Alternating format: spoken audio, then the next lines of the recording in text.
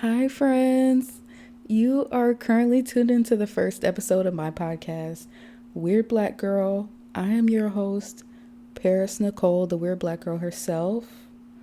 And yeah, this podcast has been years in the making. I'm sure my family and friends are going to be so excited when I finally put up this first episode because I've been talking about this idea forever. Like, I first came up with the idea of doing a podcast probably about 4 or 5 years ago. I am a huge fan of podcasts. I'm always listening to podcasts, listening to audiobooks. I like to watch podcast style YouTube videos.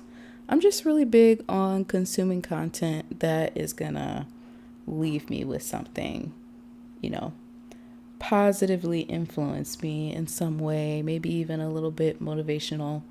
And I think that is what this will end up being ultimately.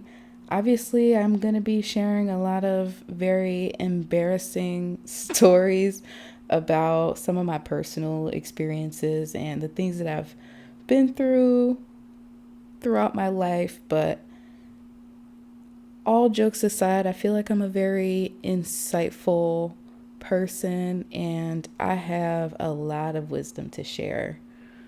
So, with that being said, that was my little introduction. And I guess let's get into our first episode topic. We are going to be talking about the chaos that has been my early 20s and how that has led me to where I am today at 25. I feel like there were a lot of really not smart decisions I made that I actually don't regret because had I not made these decisions, I wouldn't have learned the very valuable lessons that came out of them. I feel like the biggest one would probably be me racking up credit card debt. If you are in your early 20s and you have a ton of credit card debt, don't feel alone. You're not stupid. It literally happens to all of us because you're a young adult and nobody talks to you about credit and how that works. And honestly, even if they do, these banks and these credit unions, they're like, oh yeah, we got fresh meat. These people are naive and they don't understand how any of this works. And it's just money for them to spend, spend, spend. And that's what they want you to do. And that's how they make money off you. So yeah, that was a huge thing for me, which I actually unfortunately ended up having to file bankruptcy, which is crazy. I know we're starting off heavy already, but that actually happened a couple years ago. I've since been discharged and I'm in a much better place financially now, I guess. Not really. I mean, we'll talk about that later.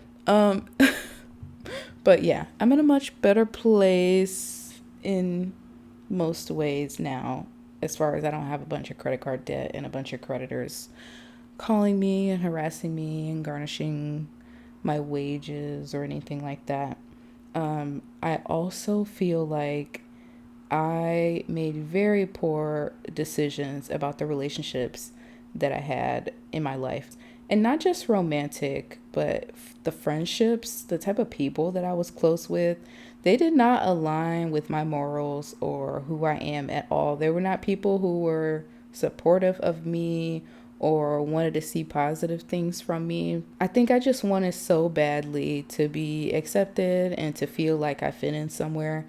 And I was pretty much just willing to take any type of treatment from anyone, no matter who it was, whether it was a friend or a family member or somebody that I was dating. I just didn't have a lot of faith in myself and I didn't see the value in myself the way that I do now, which I actually feel like made me really vulnerable and I ended up in some pretty kind of messed up situations. There was kind of a situation where I was groomed by a very grown man for a period of time, like a couple of years even.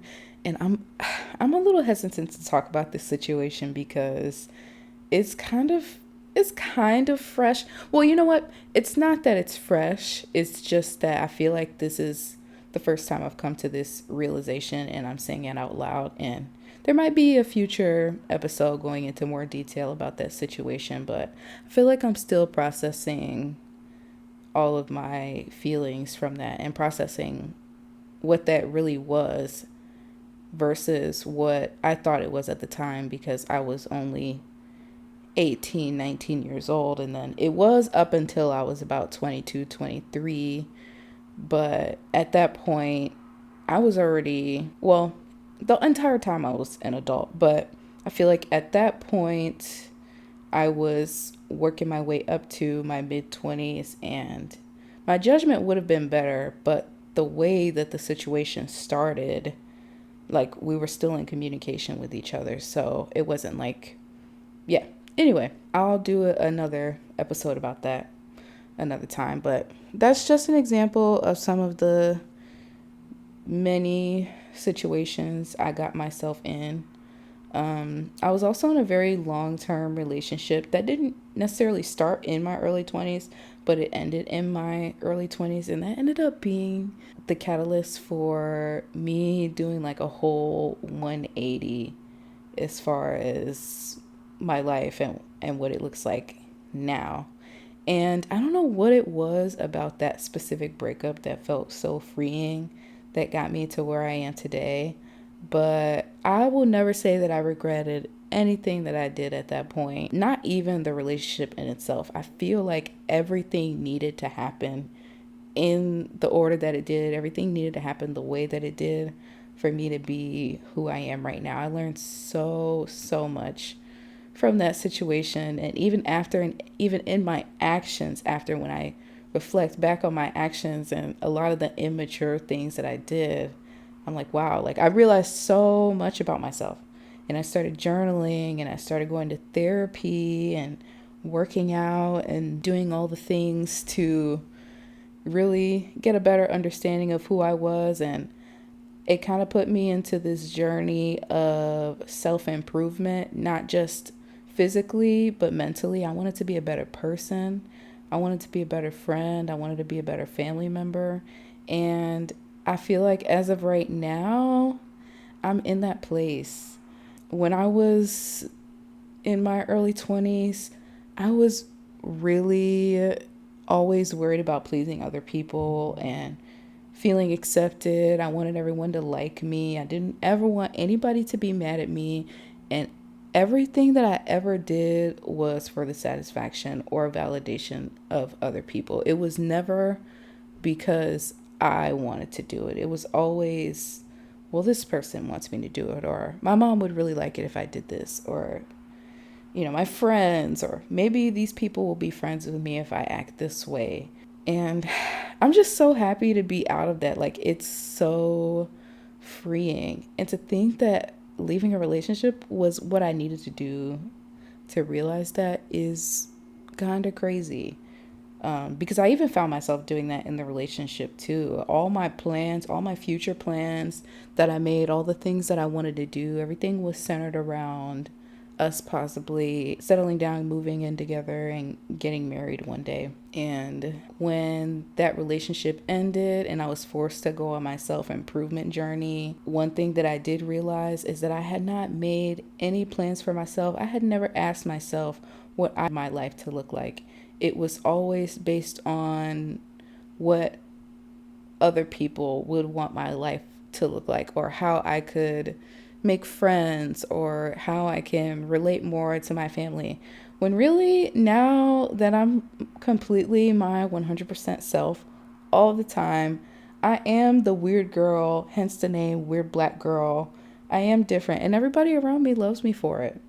And it took me a very long time for me to realize that. But I feel like that's what your early 20s is. You're just, it's awkward. You kind of feel like, I don't know, you ever see when the, this is such a bad analogy, but I just imagine when a cow, is it a cow? What do they call them? Yeah, when a cow gives birth and the baby cow comes out and the baby cow is all knock-kneed and they can barely stand up. Like, that is what your early 20s feels like.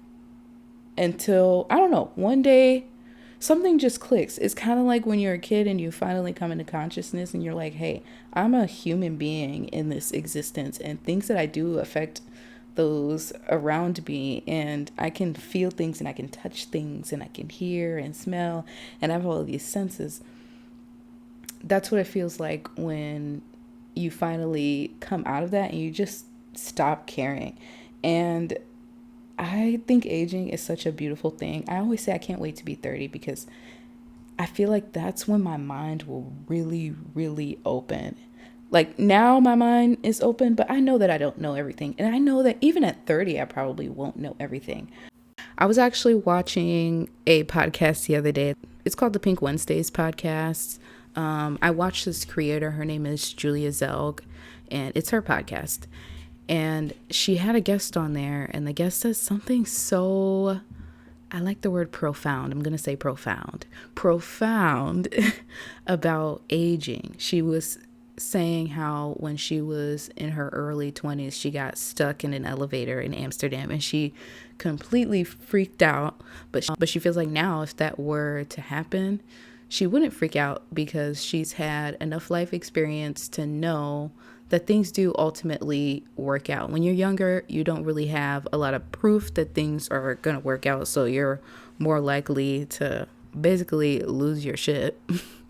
But when you have more proof that things tend to work out, that will affect the way that you handle things in the future. And I really like the way that she put that, because that is what it feels like ultimately. So I'll end on that note. Thank you so much for listening. I'm so excited to finally have this episode out. I have an entire page, or a couple pages actually, in my notes of episode ideas. So I will keep the content coming.